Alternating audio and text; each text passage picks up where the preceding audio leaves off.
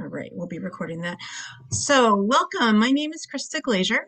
I use she, her pronouns, and I am the Vice President of Family Engagement for our San Ramon Valley Council of PTAs. I'm going to ask that everyone keeps themselves muted during this presentation. I will also note that we are recording it. We will stop prior to questions. If you do have questions, you can send those via the chat. We had a really great conversation last week with Discovery Counseling Center in person. And so this is a continuation of that conversation. I want to thank everyone who attended that, and then thank everyone who is attending this Zoom. It's really great to be able to partner with Discovery Counseling Center. So I appreciate them and the role that they play in our community. So without further ado, I will pass it on to their clinical director, Dr. Dimitrikos. Thank you, Krista. Hello, everyone, and welcome. My name is Dr. Nitsa Dimitrakos. I'm the clinical director at Discovery Counseling Center, and we're thrilled to be here today. I've got a few people from Discovery with me who you will see on camera here, and we're looking forward to giving everyone a chance to speak with you today and share some information from our side and the work that we do. So the way we're going to do this is I will share a little bit about Discovery Counseling Center, what we do. We've got several different programs. And then we'll go into a little bit about the different stages of our children and kind of what to expect, and offering just a few parenting tips for you. And then I really want to give our interns a chance to speak with you because they are in the schools doing the work with our children. So they'll be able to share with us their insight, the issues that they've been working with, what they're seeing, and hopefully we'll have a chance for some discussion at the end. So with that, I'm going to share my screen with you all here. Krista, can you see my screen okay? Yes, I can. Perfect. Okay, so wow, how great that we're here together to talk about how to reconnect with our kids. That's the topic of our presentation. That's our focus, and I will repeat it throughout the evening tonight, throughout our time together. My goal and intention tonight is to give some information, but more so to empower each of you to trust that you do know how to parent successfully, that you do know what it takes to help your children thrive, and whatever we can do to support you in doing that, we will do. So that's sort of the foundation from which we're coming to you tonight. So a little bit about us. We are a nonprofit community mental health agency. We've been around for over 50 years, and our mission is really to be the community's leader in mental wellness. How do we do this? We provide affordable, high quality, culturally appropriate, accessible counseling services and programs. We do our best to offer excellent, highly regarded training for both master's level and doctorate level graduate students who are gaining hours towards licensure. And Rob Ayala, who is one of our program managers, is going to be speaking to one of our biggest programs in just a second here. We also take care to create awareness of the prevalence of mental wellness issues in our community and the importance of early treatment and prevention. We try to be the community's advocate in securing adequate funding and resources for the treatment of mental wellness issues. This is some of our staff at Discovery Counseling Center, and I thought this was really important because we're so proud to have over 50 pre-licensed and licensed staff on our team. We have an amazing team of dedicated people, good-hearted, intelligent, thoughtful people that are out there doing the meaningful work. And it's always nice to put a face to the number of how many great people we have on our staff. So what do we do? We offer mental health services to all ages, and we cover all types of issues. The people we serve, 75% of our clients live in Alamo, Danville, or San Ramon, and the rest are in the surrounding areas, Walnut Creek, Dublin, Pleasanton, Concord, Pleasant Hill, the surrounding area. So in our clinic, we see individuals, couples, families of all ages. We have a couple groups that we work with. And then, of course, we have our training program. Where do we get our referrals? How do people find out about us? We partner with many different organizations in the community. So NAMI, Contra Costa Crisis Center, Medi-Cal, local physicians will refer to us. Schools, neighboring churches, religious institutions, other counseling agencies, independent counselors in the community, and then also police fire personnel who come across families in need. And of course, we're also partnered with the San Ramon Valley Unified School District. So we are nonprofit, which means that our funding comes from a couple different places. And I just wanted to share this just so that you get an idea of who we are. We are blessed really to have several donors in the community that help us do what we do. And we also have the thrift station. So if any of you are familiar with the thrift station in Danville, this is an organization that is run by all volunteer staff. I think there's over 100 and some volunteers that run the thrift station, and the proceeds do go to Discovery Counseling Center. And that helps us subsidize the mental health services that we offer to the community. So I've got the address here. And if you're ever interested in donating gently used clothes or items, or if you'd like to go shopping, I hope that you can support us in that way. So, training. Aside from the clinic and seeing people in the clinic and offering services in that way, we do offer clinical training at Discovery. We have several programs. One is in the clinic itself. So interns come into the clinic, our pre-licensed staff, and gets to work with families and individuals. We also have our school-based intervention program.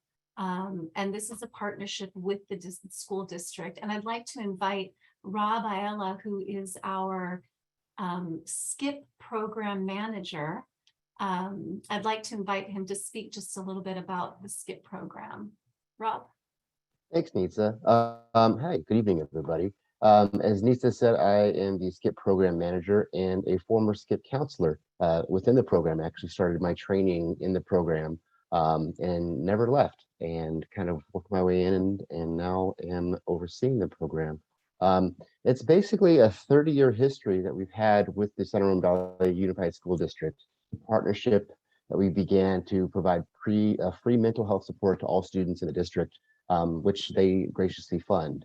And we have the pre-licensed interns go into all of the schools, K through 12, and work with the mental health support team at the school to identify students and families that might be in need of some support. They are assigned a caseload. They go and work with these students one-on-one, depending on what modality makes most sense. And common presenting issues that they work with are anxiety and depression, adjustment, which we see often with families who might be going through divorce or have moved into the area, social support for those students that might be needing some support around friend groups and whatnot, grief, and an abundance of other issues that are prevalent in schools today. It's a brief format, so you are often signing up for about 10 to 12 sessions. However, if for whatever reason the problem seems to be kind of ongoing, we do sometimes keep students till the end of the year. Our interns come in August and stay with the school and are assigned to a school, and then they work with that school until the end of the year. They work under the licenses of our licensed staff clinician. So all of our pre-licensed staff to be able to practice, they have to work with a licensed clinician. And so in a way, it's like these students are getting two therapists for the price of one. But no, it's a great program. It's been a long-standing program, as I had said, and it's absolutely free. And it's a way to kind of understand kind of what's going on for the student. Oftentimes it's the student's first foray into therapy. Sometimes it's the family's first foray into therapy. And really our goal and our mission is not just provide support for the students, but for the families themselves. We don't necessarily do family therapy. However, there are times where we do use the family and support the family as well in our work with the children. The wonderful thing about SKIP is that it gives us a view into all facets of a student's life. You know, if they come into the clinic, oftentimes we get to see kind of them in the clinic. However, when we're in the school context, it's like we can reach out to the parents, kind of see how the child's adapting or changing, or the progress or barriers to progress that's occurring in the home. But then we also get to reach out to the staff, teachers and school administrators to kind of see how they're doing in the classroom as well. So it really helps us gauge progress and how we might be able to kind of tweak what's going on in our therapy room, so that way we can offer them the best support possible. But like I said, it's a wonderful program. I've been with it for years, and it's one of the key cornerstone programs of Discovery Counseling Center. I'm proud to be a part of it. Thank you, Rob. You're Yeah, welcome. it's great to hear you talk about the program. I also started with SKIP in my training, and in fact, most of our staff don't you think, Rob? I mean, most of us went through SKIP and stayed and have now become part of the agency in a more meaningful way. So yeah, thank you for that.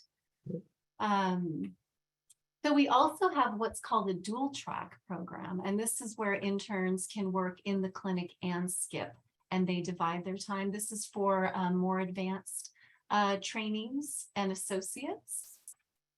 And this year, we're very proud to have launched a sports psychology program. So this program is for graduate students who are in a dual track graduate training program where they get a master's degree in sports psychology and then a doctorate degree in clinical psychology.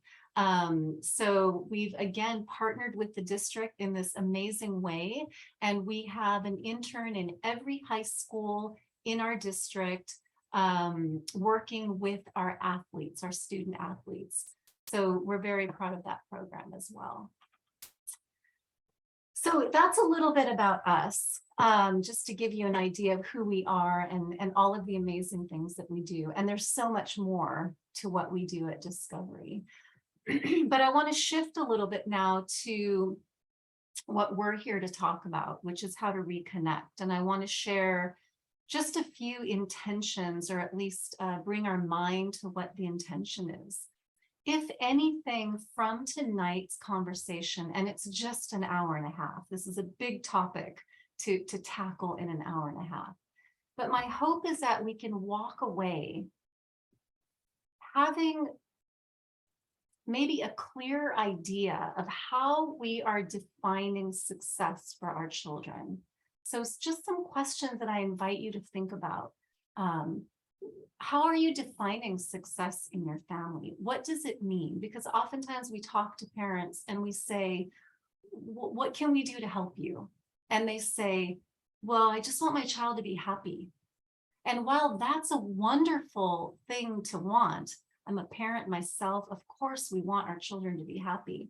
From our perspective, from the mental health perspective, we want children to be resilient, be able to adapt to the changing ebbs and flows of life, to be able to understand how they're feeling, what they're feeling, how to process things, how to deal with grief, how to deal with loss, how to deal with transitions.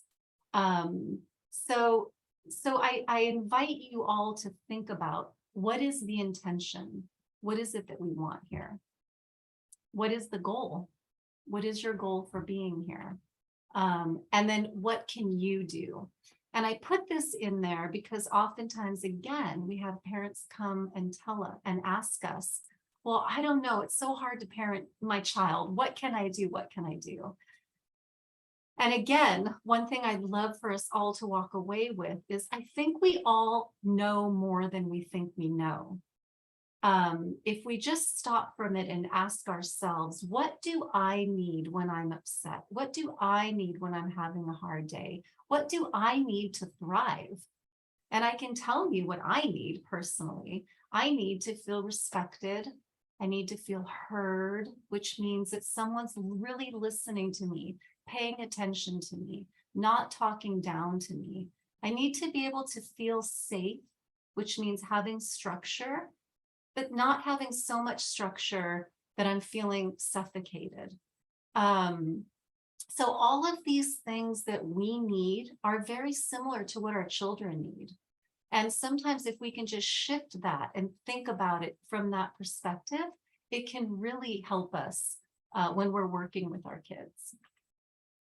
I am going to go through some different stages here. Let me move this around so that I can see. I'm going to go through the different stages and ages and just very briefly, because I want to get to our interns and I want them to share with you all kind of what they're seeing and the work that they're doing, which I think is so meaningful. But just to give you some information, some basic guidelines, preschoolers, ages 3 to 5. So these are the ages where children are reaching milestones in many different ways, right? So the way they play, the way they learn, the way they speak, behave, move. Something really important to keep in mind is that while there are standards of what we see as developmentally appropriate, there are also nuances. So be mindful that maybe your child isn't exactly where the neighbor's child is and they're the same age. That doesn't necessarily mean that there's something not right developmentally. So just be mindful. They do become more independent. They begin to focus more on adults and children outside of the family. They want to explore. They want to ask about things around them. So what do we do when the children come and ask us? We give them an answer. We engage. Interactions with family really help shape the personality. Research has shown that the way that we speak to children, especially at this age when the brain is really, there's so much happening, so much growth, the way that you're speaking to the child, the experiences you're exposing them to can make a world of difference. At this stage, children should be able to ride a tricycle, use safety scissors, should be able to notice the difference between the cultural constructs around how we're defining girls and boys, which that's another conversation, which is really important because this is shifting now. Should be able to dress and undress themselves, play with other children, recall part of a story, and sing a song. These are just general guidelines to keep in mind. So here's some parenting tips for this age group. Curiosity is going to be the number one for every age group, but you want to continue to read to your child. Even if the child does not understand at any age, if they do not understand, reading to your child, spending that time with them. Let them help with simple chores. I think sometimes it's more of an inconvenience for the adult, especially with our busy lifestyles. We say, I don't have time for them to do this. I just have to get it done. But being able to slow down and understand the developmental stage that they're going through and how important it can be for their developing brain to be given chores, very simple chores, and to have that sense of accomplishment. So you want to encourage your child to play with other children. Regarding discipline, very important to be clear and consistent. Explaining and showing the behavior that you expect. Sometimes, again, with our busy lifestyles, it's really easy to forget that they don't know what we know. And oftentimes parents, we become we get a little bit impatient and frustrated because we expect them to know. So it's important to be mindful of their developmental phase and what is appropriate and not. A lot they don't know. So explain to them the behavior that you expect. Show them the behavior that you expect. Whenever you say no, follow up with what they should be doing instead so that they can learn the reason you're saying no. What does it mean? That oftentimes helps us accept the no, as opposed to just saying, because I said so. Helping your child develop good language skills, speaking in complete sentences, and using grown-up words, even if you feel that they won't understand. Helping them to use correct words and phrases. Also, when our children get upset at this age, this is the perfect time that we want to help them work through the steps to solve the problem. And then giving your child a limited number of simple choices. So for example, deciding what to wear, when to play, and what to eat for a snack. What this is really conveying to the child is that I respect you and you have a choice. This is around the age children are, wanting to become more independent, and we want that. We want the child to become independent. That's going towards health. So that puts the burden on us to be able to tolerate losing control a little bit. So maybe now they have their own sense of dress, of what they want to wear, dress, how they want to dress. Maybe they want to make the decision of what to eat for a snack, and choosing your battles, right? So maybe you can put out 3 snacks and they can choose which one, giving them that independence. Okay, so what about middle childhood? This is ages 6 to 8. What's going on? Social, emotional. So they might show more independence from parents and family. This is where parents can tend to feel like they're losing control. And again, I invite you to think about that and to maybe reframe it in our minds. Is it losing control, or is it watching our children become independent, which we want, right? We want our children to be independent. We want them to function in the world. So they also will start to think about the future, which means they might ask more questions that are difficult for us to answer sometimes. They ask big questions, especially today, in today's world. There's a lot going on that they sense and feel, and they want to know. So if your child, here's kind of the golden rule, no matter what the age, if they're asking the question, they deserve to have an answer. Sometimes it can get really uncomfortable, especially if the question is around sexuality or different behaviors that we may not condone, or maybe we don't want them to be thinking about that yet. If they're asking the question, that means that they're ready to hear some type of answer. So that's where you might do some of your own research or kind of process your feelings around this, and then give them that answer that they require. They will start understanding more about their place in the world. They'll be paying more attention to friendships and teamwork, and they'll want to be liked and accepted by friends. So what about thinking and learning? There's a show of rapid development of mental skills. And because of this, oftentimes parents forget that they're still not quite where we might want them to be. So if you're getting frustrated because your child is not where they need to be in math, or not where the neighbor's child is in math or reading, it is always a good idea to just slow down and allow the child to be where they are, where they need to be.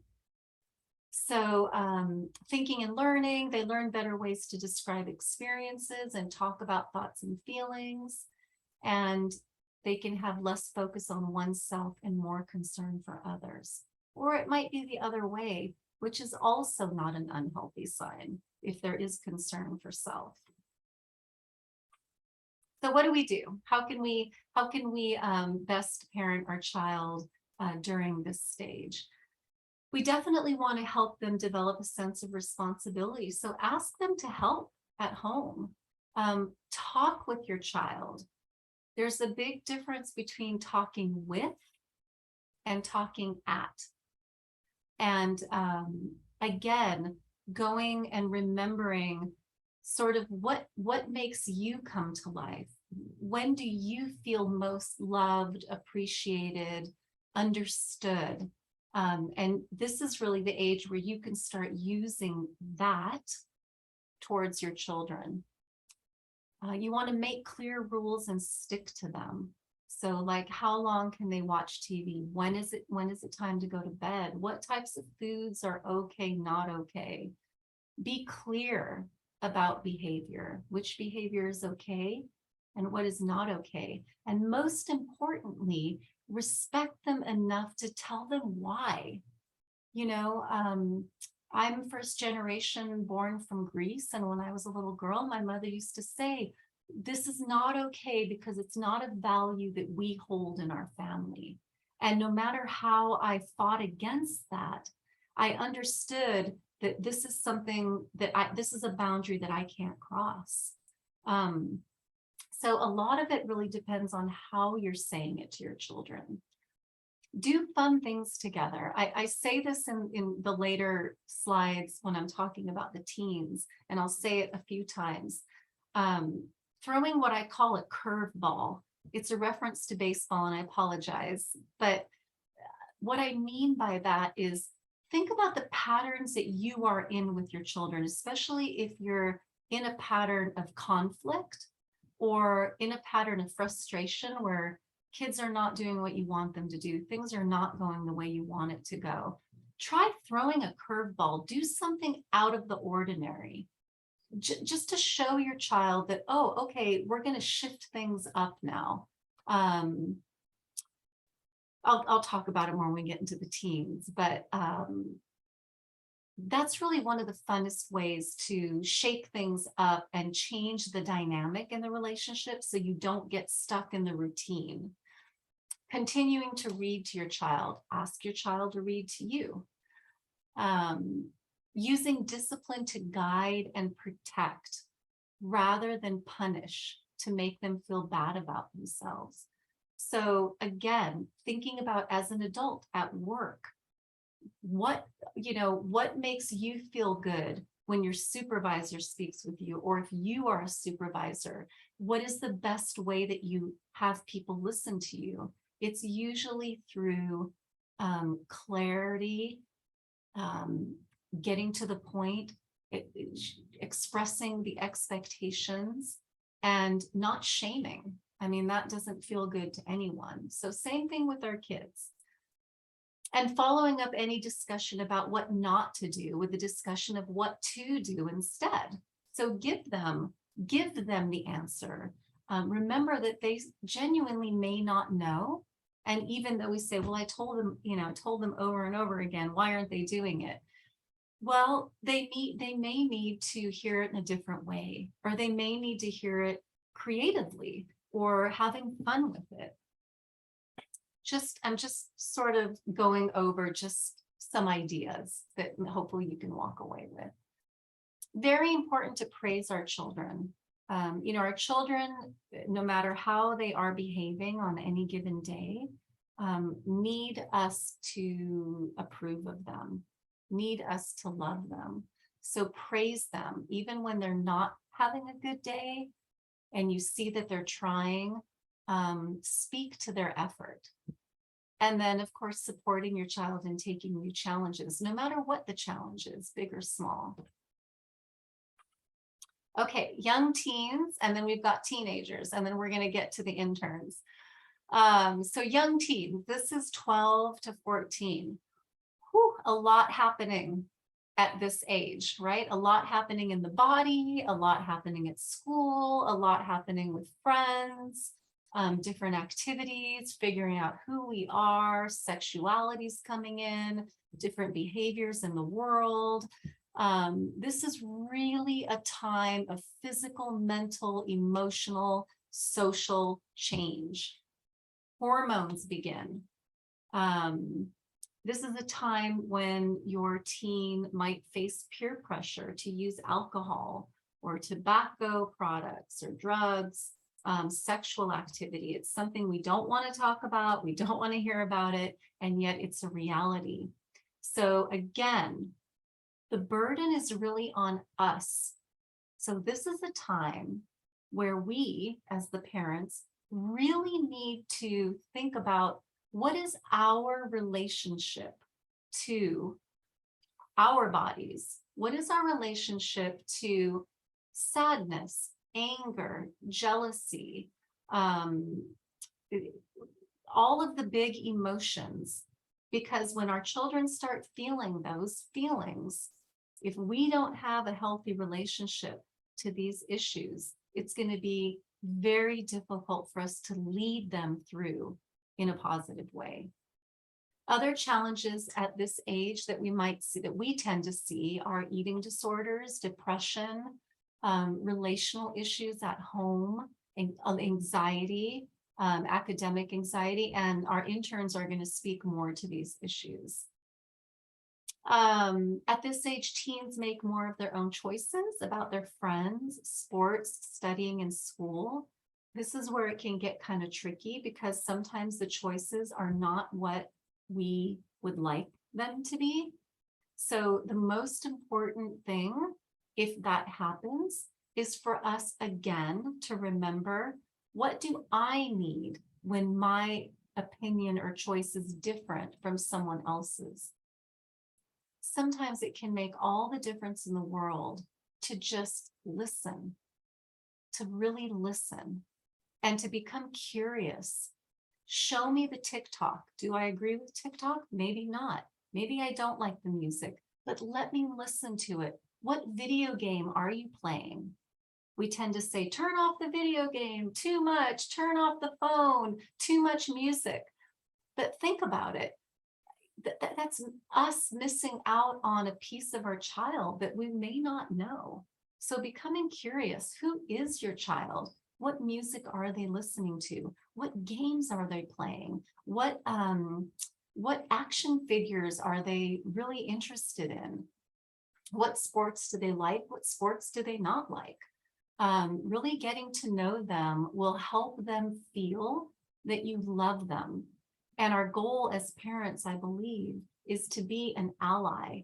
An ally is not a friend, right? So there's a difference. I'm not saying, don't be a parent, be a friend, but to know that we are on their side so that when they are in times of need, they'll feel comfortable to come to us as opposed to going out to someone who may not lead them in the right direction. So they also become more independent. This does create some challenge for parents. They also, take on their own personality, their own interests. And although it may not feel that way, parents are still very important at this age. So how can we help? Being honest.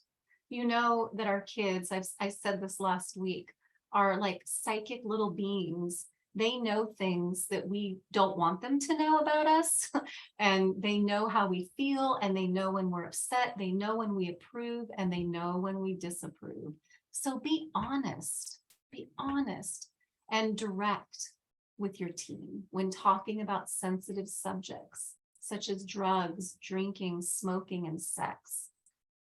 Know that talking about these issues does not mean condoning, and it does not mean that it will make them want to do these things. But if they come to you with these subjects, it's extremely important that you are able to tolerate a conversation of some sort with them, because the issues are real. And if they can't talk to you, they're going to be talking to someone. So very important, meet and get to know your teen's friends. Show an interest, not only in school life, it says school life here, but not only in academic life, but in all other aspects of their life. Helping them make healthy choices while also helping them make their own decisions. This is the time in their life where we need to empower them, to give them the understanding that they can make healthy decisions. And then when we talked earlier about the intention and how we're defining success, is there just one path to success? What does it mean to be successful? And what if your teen is not like the rest of the teens? That's perfectly okay. Allow them to feel that. That's love. That's feeling love. Respecting their opinions.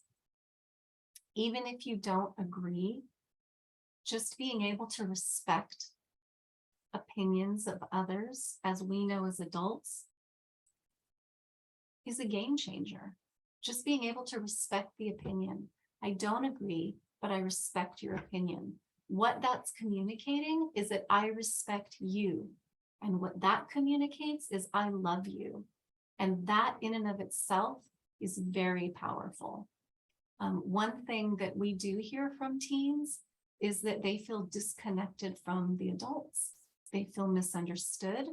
They feel disconnected and not heard. And they feel isolated. So just by respecting the opinion, asking for their opinion can make a big difference.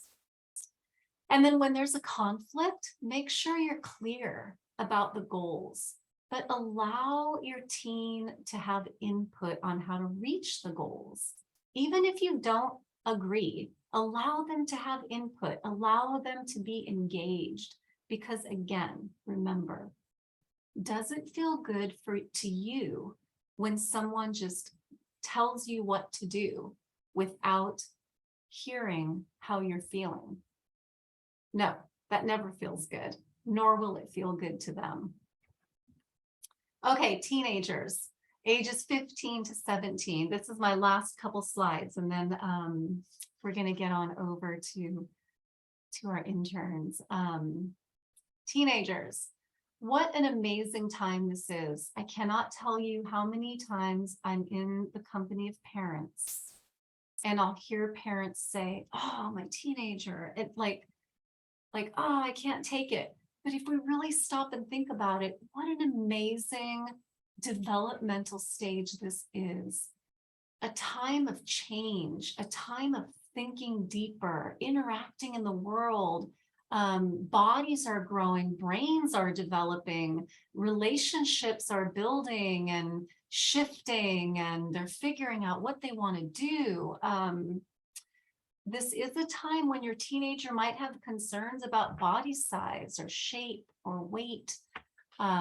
Eating disorders can be common, especially among girls. This is a time when they're developing unique personality and opinions. So really quick regarding the concerns and the eating disorders and such. Yeah, so what do we do? What do we do if that is the situation? First and foremost is meeting them where they are. For example, and I'm just going to bring it to us personally.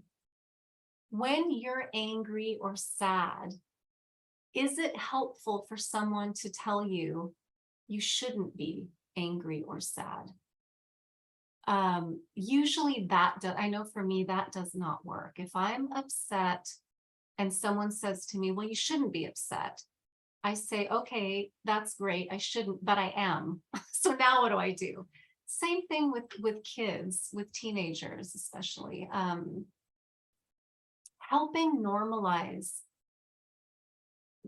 experiences for teenagers. Yeah, it's normal to think about certain things. It's normal to think about your body, to compare yourself to others. That's normal.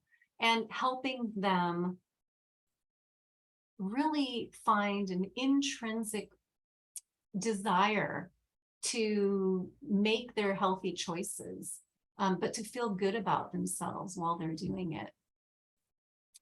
Teenagers' relationships with friends are very important. And this is also an important time to prepare for more independence and responsibility. So what can we do? First and foremost, curiosity. Teenagers are so much fun. They have lingo that I have no idea what my daughter's saying sometimes. I want to know. Show me the music. Let me hear the lyrics. Show me the video games. Let's do a TikTok together. That's a curveball. Talk to your teen. Talk to them about their concerns. Pay attention to any changes in behavior. This is a big one here. If your teenager seems sad or depressed, ask them about if they have any thoughts of hurting themselves. This is the scariest thing for parents, right? The idea of suicidal ideation, cutting, self-harm is the unspeakable. And yet it's happening a lot.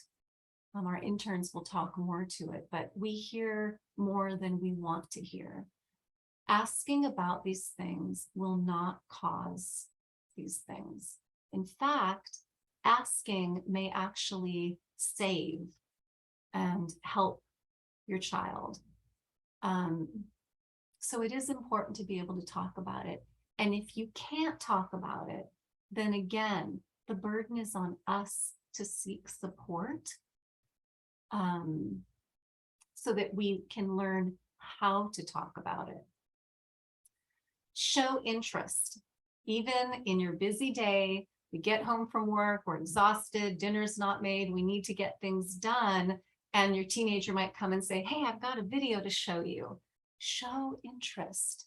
This is them trying to connect with you. This is them showing you themselves. Compliment them. Celebrate their efforts, and then throw a curveball now and then. So again, the curveball is doing something unpredictable. Our teenagers expect us to do the same thing, say the same thing, react in the same way. They know us. They're little psychic creatures. They know how you feel, what you approve of, and what you disapprove of. So every now and then, surprise them. The element of surprise, can be very powerful, and it can really shift the dynamic in a relationship. Showing affection, even when they push away, you can still show affection. This is a big one. Respecting opinions. We talked about that earlier. Also respecting the need for privacy. You can talk about it. Hey, I get it. And going back to yourself, do you need privacy sometimes? Yes, we do need privacy sometimes. Sometimes, especially with the personality and temperaments that are more introverted. I know with myself, even though I love public speaking and I'm very outgoing, I'm an introvert, which means that I refuel by being alone. So I need to have alone time, and your teen may as well. And then again, listen without playing down the concerns. Once again, I can't tell you how many times I've heard parents say, my child has no reason to be sad. We've got the house and we've got the cars and they have a great life and we live here. And yet they're sad. So being able to really tolerate the suffering that our children will go through just from being alive is really important. So this is my part of the presentation. I did include here our address and our website and our phone number. And I do invite you to call us anytime, to reach out. I do want to, I'm going to stop share at this point. And I'd like to open it up to, we have 4 interns with us today who are SCIP interns. And what I'm going to do is I'm going to ask each of them one by one to just unmute and share your name, what school you're at, what's your graduate program, what school you're at, and just give us an idea of the types of issues that you're seeing so far. I don't know who would like to start us off. I can Matt. start. Yeah, great. Thank you, Nitsa. I appreciate your presentation. Good evening, everyone. My name is Matt Fleming. I attended St. Mary's College of California. I graduated in May and received my Master's of Arts in Counseling with a specialization in marriage and family therapy and professional clinical counseling. I'm currently at 2 sites as a skip counselor. I'm at Windermere Ranch Middle School, and I am also at Doherty Valley High School. And I would say the overall themes that I see are definitely academic pressure, adjusting to a new school or a grade level, or both, insecurities with body image, social interactions, also a low mood or like a flat affect, and also irritability. So those are kind of what I see, and a lot of them are pretty much interconnected, even though I'm listing them as separate. So yeah, nice to meet everyone. Thank you, Matt. Hi, everybody. I'm Evgenia Garanina, and I am currently a student at St. Mary's College, and I'm working on my master's in marriage and family therapy, and I'm currently at Stone Valley Middle School. And very similar to what Matt shared, I'm seeing the same themes. I'm seeing a lot of burnout in the kiddos, feeling really overscheduled, not enough downtime. A lot of lack of connection. They really want to connect with their peers, but they don't know how. Post-COVID, transitioning back to in-person learning and the struggles that come with that, sitting in class for 6 to 7 periods, and self-esteem, and definitely depression has come up with my kiddos. So all of them, like Matt shared, interconnected. And I think the big theme that I'm seeing is connection. Thank you. I'll go next. I'm Carolyn. I attend the Wright Institute in Berkeley. I'm working on my doctorate in clinical psychology, a PsyD. I'm over at Hidden Hills Elementary. Surprisingly, I am seeing a lot of the similar issues that Matt and Jenny mentioned about academic pressure, even in the little ones. I mostly see 4th and 5th graders currently.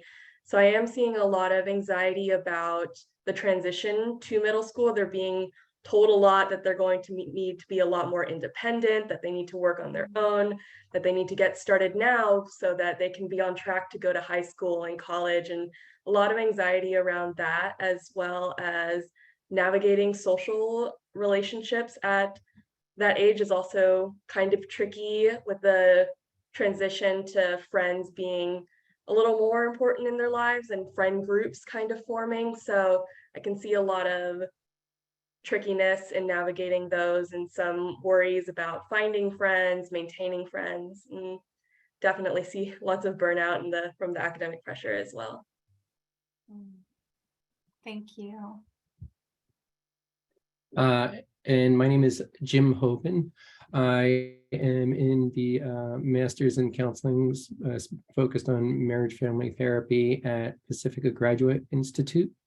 I am currently a skip counselor at Golden View Elementary and Pine Valley Middle School. The themes I'm seeing, I'm seeing with the younger students in the elementary, there is distress over parental relations is very common, adjustment to divorce. And then, as well as, there's also just the social pressures, like they're coming back to school, they're trying to figure out how to make friends. The 5th graders, as they're getting up there a little bit more, that's not as much for them. It is more about kind of the transition and this kind of growing independence that they are gaining. But at the same time, they don't have enough independence, or they need their parents completely, but are kind of wanting more independence. Unfortunately, at the elementary school, I am also seeing suicidal ideation. And that's a really tough thing because you don't really consider that much in those younger years, but it does exist. The middle school, what I am seeing is, again, there is, self-harm and suicidal ideation. There is the conflict from kind of growing of independence and parents, and that conflict that exists. So I'm hearing that, and definitely academic pressure as well. And academic pressure doesn't just come from, the parents wishing for their kids to excel. They put it on themselves too. And, they are very much aware of where they are amongst their peers. And so that, they put a lot of pressure on themselves. Those are the primary themes that I've been witnessing. Thank you. So Krista, I'm wondering if we have any questions for myself, Rob, or for anyone on our team, or if there's any, I just want to kind of open it up to see if anyone's got anything they'd like to ask us or. Yes, and so I have a question from one person here, but I want to also just point out my council chairs that are here as well. So Ankita is our health and wellness chair, so thank you for being here.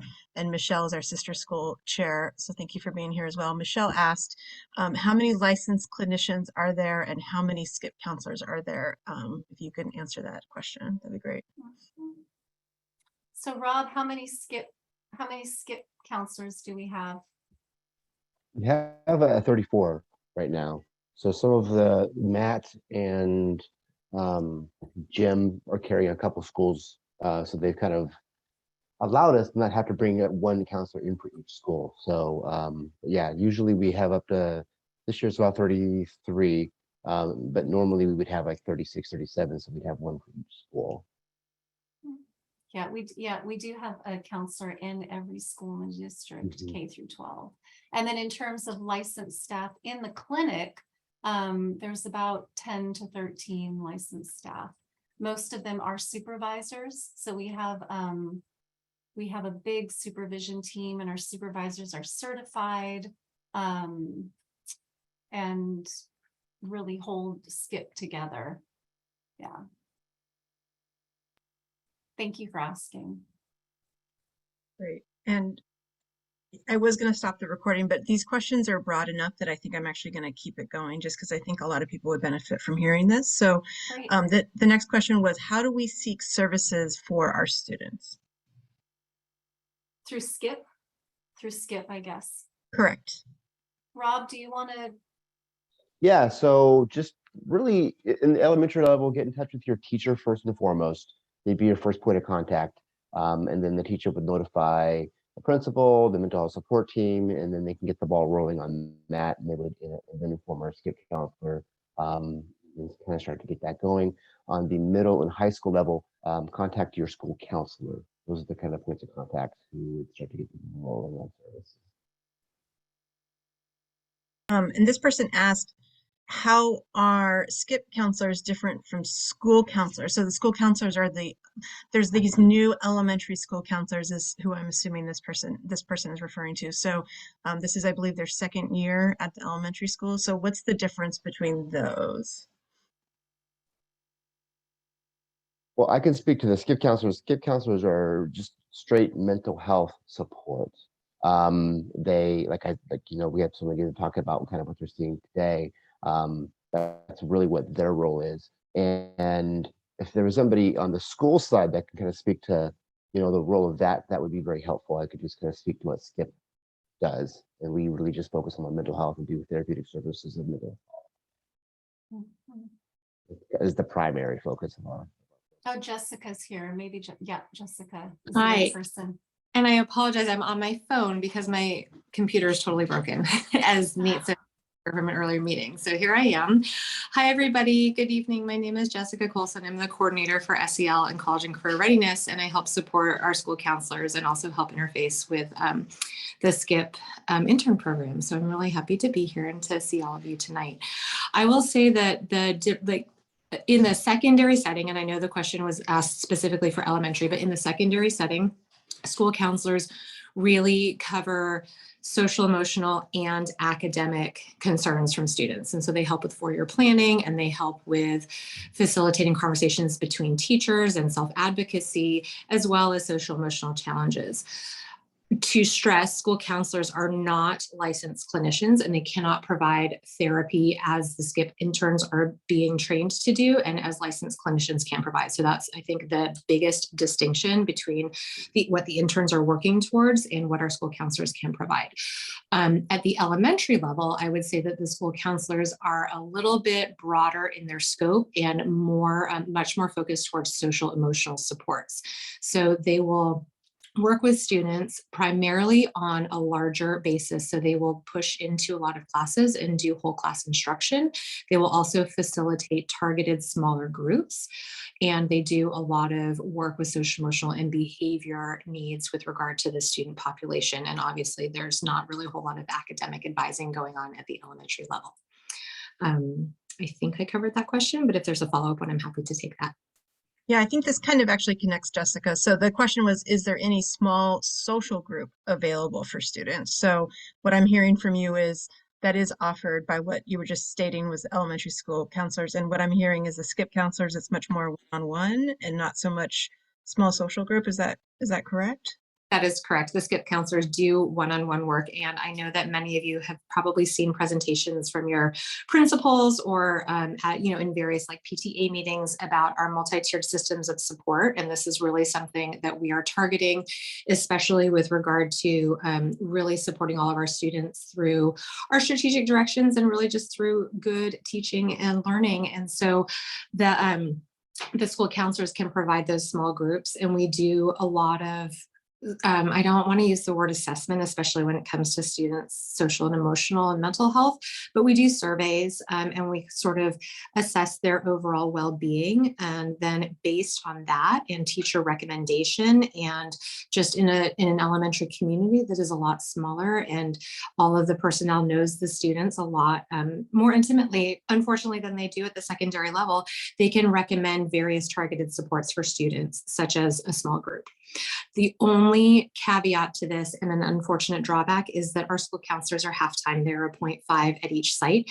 And so they are spread pretty thin with regard to facilitating the groups, and they do meet one-on-one with some students. So they are providing that type of check-in, but if it gets to a higher level of more intensive or targeted therapy, then they will refer to a SKIP counselor.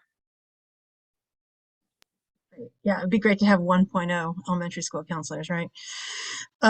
Question about middle school SKIP counselor. How can a student get counseling specifically from a SKIP counselor? My student has an IEP. We would like to request counseling as an IEP service.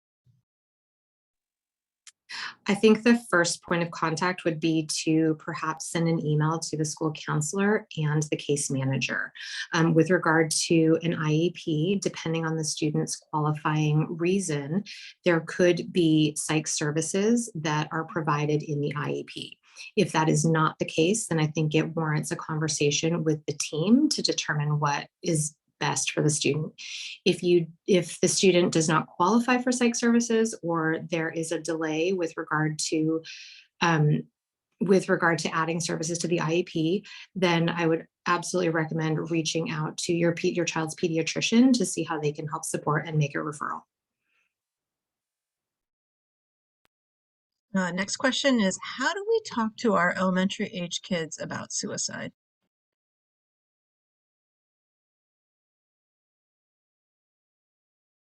If I could, because I do have a few in elementary school. They will say thoughts out loud like, I wish I was dead. I wish I wasn't here. I wish I was never born. And then kind of following up and asking them, well, what do you mean by that? And see if they will go and kind of communicate. One of my students is specific and said suicide to his parents. And now it's really tough to tell at that age. Is this something that they're hearing or learning, repeating, or are these truly feelings that they are experiencing? I treat them all as if, these are real. If it's being said, it's real. So asking them, do you have these thoughts? Do you wish you were, that you would kill yourself? And then it also, from my perspective, we then want to know, like, the intent. If they have a plan, do you have a means? Are there, have they thought that far? Are there like going to the kitchen and grabbing knives, or maybe they know that there's a gun in the house? But yeah, it's so difficult, but with each of the kids talking about it and bringing up that question directly, there is a sense of maybe embarrassment or shame, but then there is a relief almost, and they will talk to you about what's happening. And this is, they want to talk about it. They want to be able to get this feeling out and know that, hey, I'm hurting here. And there's a follow-up question to that. Oh, sorry. And then Carolyn, please go ahead. The follow-up question was, should we be using the word suicide specifically when we're talking to our kids, our elementary school kids, about this?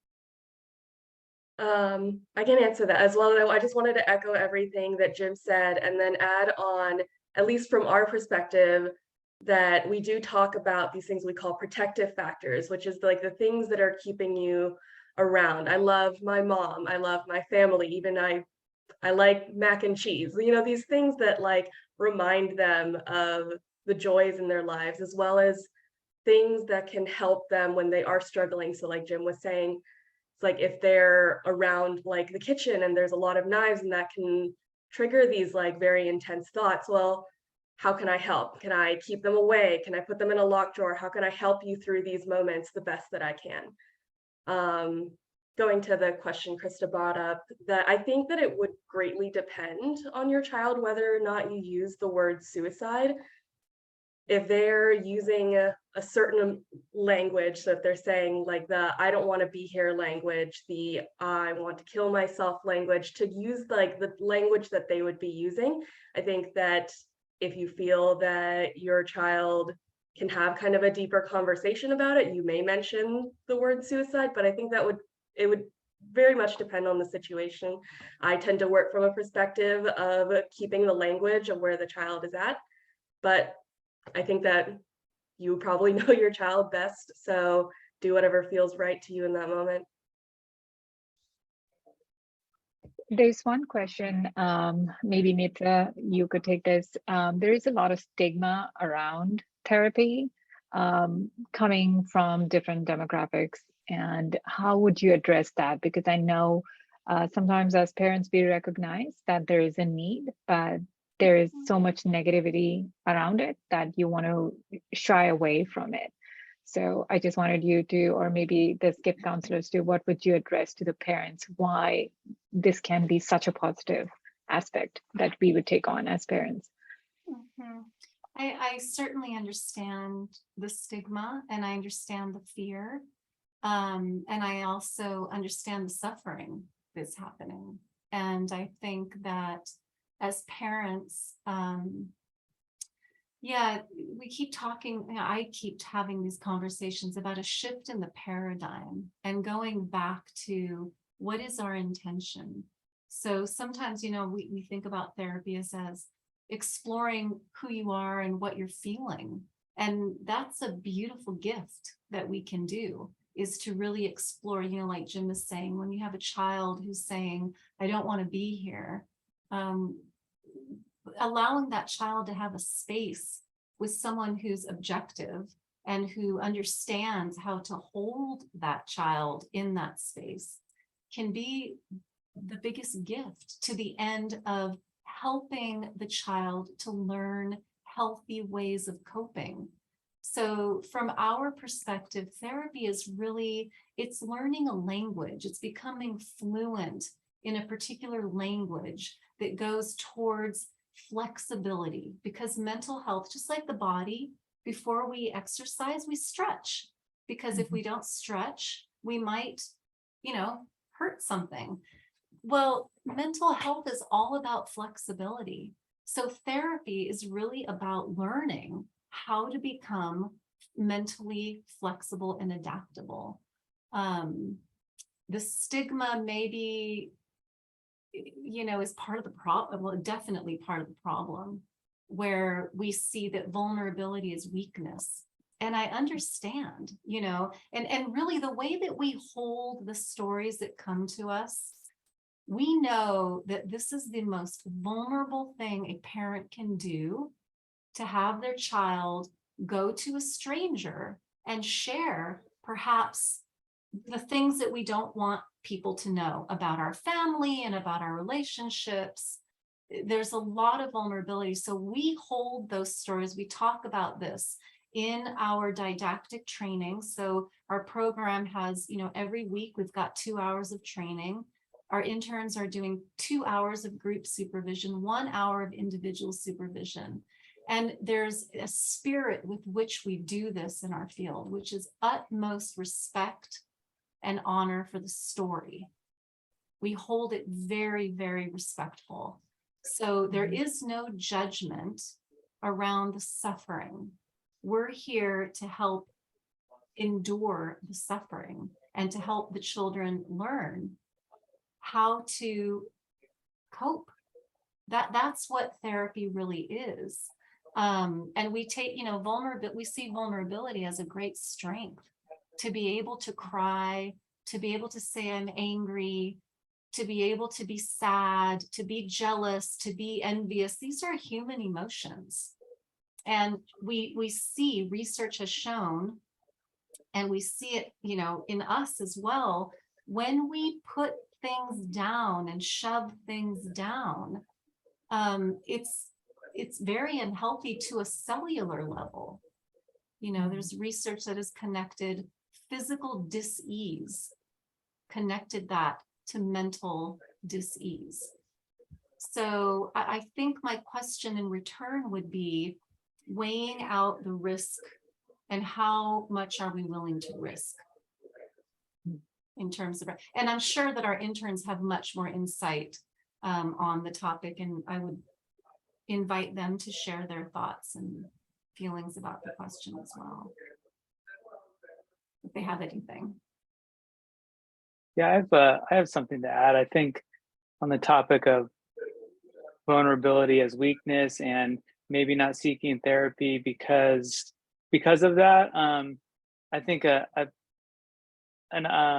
theme that I didn't address was the amount of clients that I see. They seem to all be male, and so that seems to be a classification that for students that are less likely or more resistant to coming into therapy, because they say that there's nothing to talk about, or it's culturally within our culture in America, it's more difficult to come in and talk about feelings. We don't know what the feelings are, and so I think I, as a clinician, welcome that in and bring that up immediately and say, it's a hard thing to do, and coming in is takes a lot of courage, and we can work at their pace, and also I just leave the invitation out there if they want to think about it on their own time, and then especially within the high school and the teenagers, it's very voluntary, and it can go against cultural norms of the family. So if they have an inkling that like they want to come into therapy, I will have a consultation, give them an overview of what happens in therapy, which often demystifies the whole daunting reality of what counseling really is, and allows them to have that autonomy to come back and seek assistance for when they need it, when they feel comfortable. So I don't know if anyone else has anything to add.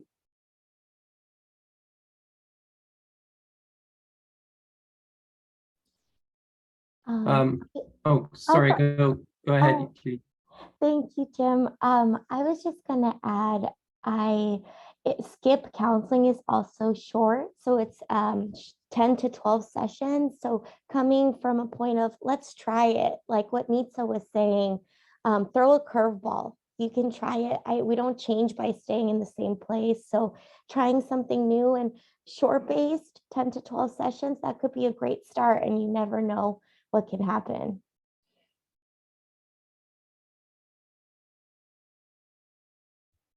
I was going to add, as far as like the normalization of it, if I'm receiving a referral from the school counselor, we are reaching out to the parents before we're talking with the students. And so we're doing a little education there of here's who we are, here's how we work with the students. And we do talk about the, you know, how the sessions, the number of sessions that are expected.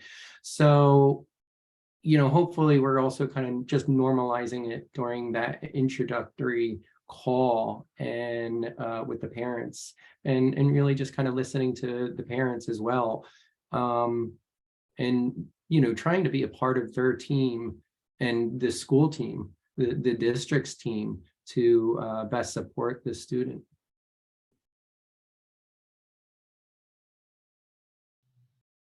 Great, thank you. I have a question in here, and then again, if anyone has any other questions, please go ahead and put them in the chat. My daughter is in elementary school. She seems very happy when I get her, but her teachers say that she seems sad in class all the time. How can we encourage our children to talk to us?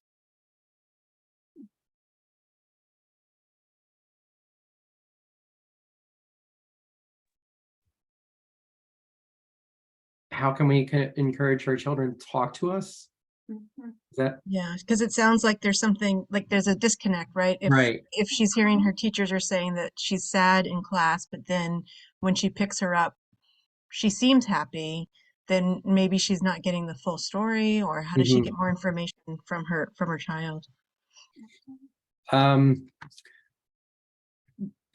You know, we can't interrogate them, because that does shut down the kids, even the young kids. It's just like, oh, you know, it's too much.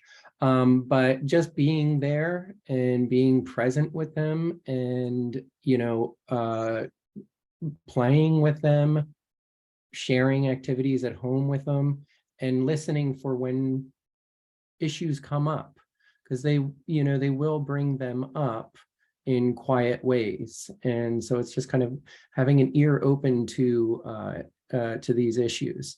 Maybe they're talking, you know, all of a sudden while you're riding in the car, they'll say, oh, I didn't like what so-and-so did. And, you know, there's an opening, and you just kind of listen, what happened? So I think Yeah, that's one way. that's helpful. Yeah, because she followed up and said, when I asked, she says she's happy and not sad. So it's kind of one of those things where it's like, how do we help our kids feel safe to talk to us as parents, is kind of like the follow-up, right? Like, because we're asking directly and we're not necessarily getting the answer. Mhm.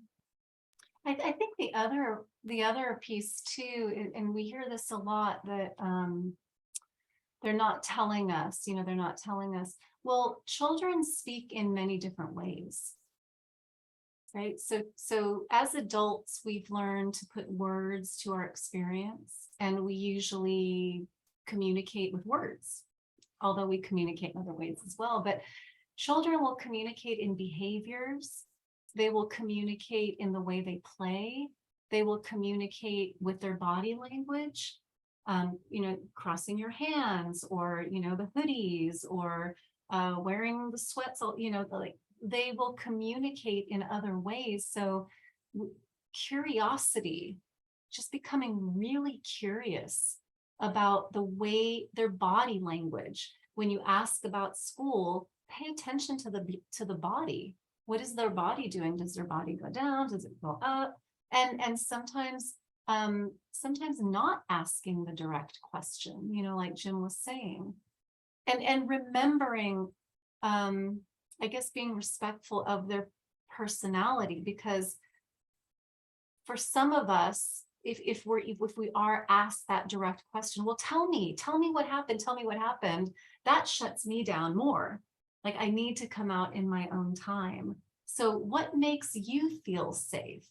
That's the question. I think we all have more primordial wisdom in us than we remember that we think we do. Ask yourself, what makes me feel safe? Just having someone next to me tolerating my anger or sadness makes me feel safe. So sometimes the other piece too is that you can look at your child and you can touch them and you can look them in the eye and you can say, it feels like something's happening and you don't have to tell me right now. You may not even understand it yourself, but just know that I'm here with you. And when you're ready to talk, or if you just want to, explore what's going on for you, I'm here. And then, do you want to bake cookies? And then throw the curveball. One thing I said, and Krista, this is so funny, because one thing I mentioned in the meeting that we had last week, I don't know if any of you have gone through that car wash, the car wash where you pay and you sit in your car with the pink soap.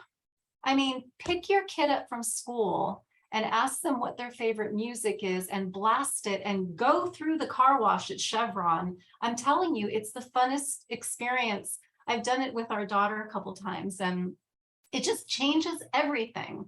So when you pick her up from school and if she's not, they're just sitting there, why aren't we going home?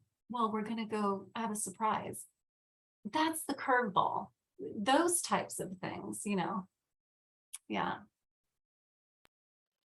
Yeah, Roblox music is pretty amazing to listen to in a car wash. I'll agree. In a car Uh, Those car washes are fun.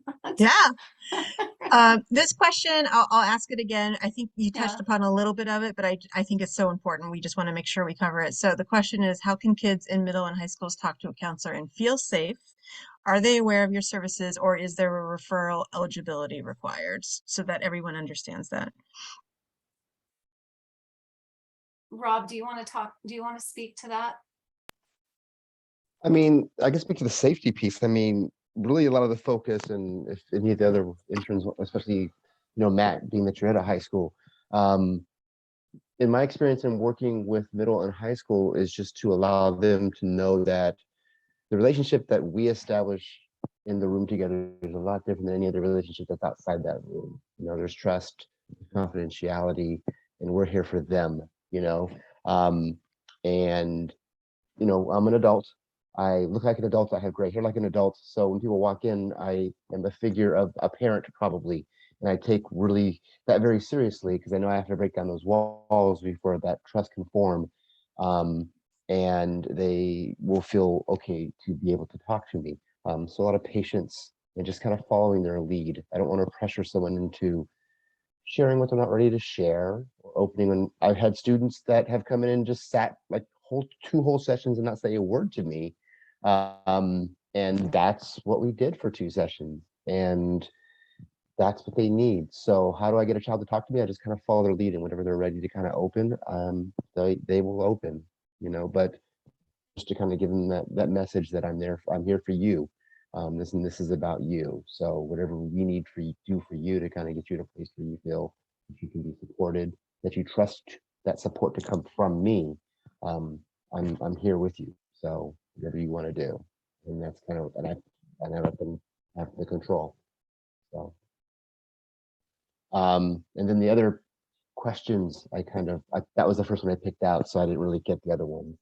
Well, one of it was around, are they aware of, the students aware of your services? This is part of what we're doing here tonight, actually, is around family engagement and parent education and trying to make sure that the word is out there. But specifically, the question was around if there's a referral eligibility required. So how do you determine the clients that you end up seeing, and how do we refer that, just so that the parents understand kind of what the process is? I mean, we work with the care teams within the school when it comes to, I mean, everybody's eligible. It's just a matter of what is most appropriate, because there's so many different resources that are going on within all of the schools. And the care team really works really hard to kind of identify who would best benefit from each one of those kind of services that they have in all of the schools. So the care team with our intern will sit down and kind of determine who would be best fit for SKIP, just based on kind of the troubles and the challenges that they're facing at the moment. And that's really kind of how that's determined. It's not about, oh, this person gets support, this person doesn't. Everybody who needs supports, the school works really hard to try and make sure that those services are provided in one way or another. So whoever will come to SKIP, it kind of gets decided based on kind of what's going on in the moment and what seems best appropriate for each of the services that are provided in the school. But, being that we're talking about SKIP, to do that with SKIP as well. And it's also important to note, Krista, that the work done through SKIP does not go into academic records. So even though we are on the school site, we're not with the school district. So our interns are there from Discovery Counseling Center. So there are no records in the academic file of the children that indicates that they, I guess that's speaking to that stigma piece and kind of the concerns that some parents have of, oh, what if someone finds out down the road? Or that's another piece that is just important to keep in mind. I think also elaborating on the safety and what it sounds like confidentiality is that I work within a wellness center at the high school at Thornton Valley, and we send out a pass because the student would come during one of their class sessions. So it's not like I'm walking over there to the class and saying, so-and-so needs to come out of class. It's given by a TA. They come into the wellness center, which is secluded away from the rest of the school in the counseling wing. And I guess just saying what Rob said as well is normalizing that awkwardness at first, and just making that apparent, because it is awkward to come and talk to a stranger about deep emotions and what's going on in their life, but also really nailing in the confidentiality. And I tell, nothing goes beyond this room unless it's something that is mandated and is like a mandated reporting, and it regards safety. So other than that, I am pretty legally bound to this confidentiality. So that's where it stays. So that usually helps ensure a peace of mind with the students.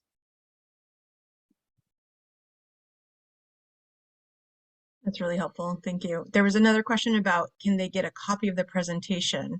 So I think after this, Nita, I'll get a copy of that presentation from you. I will follow up with everyone. We'll send out a link to the recording once we get it on our YouTube channel. So that will all be provided to everyone. We'll also do a survey as well. I want to be respectful of everyone's time. I see that we're coming up on 8:30. So unless there's any other questions, I'll go ahead and say thank you very much for you all being here. I really appreciate you. Thank you, Jessica, by the way, for being here from the district. That was really helpful, and you answered some really great questions. I'm really grateful to know that the SKIP counselors are at our schools and that we have this support for our students. So thank you again. Thank you, Discovery Counseling Center, and hope that you all have a good evening. Thank you. Thank you for allowing us to be here. Thanks, Krista. Thank you. Thank you.